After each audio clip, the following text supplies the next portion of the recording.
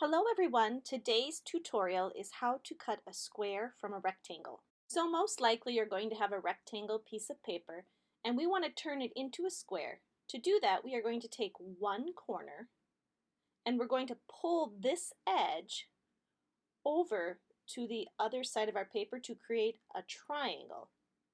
As you can see here, we don't want to go past that edge. We want to go right up to that edge and fold. Next, I'm going to cut along this edge here. So I'm going to grab my scissors and we want to follow that straight edge all the way to the other side of the paper with our scissors.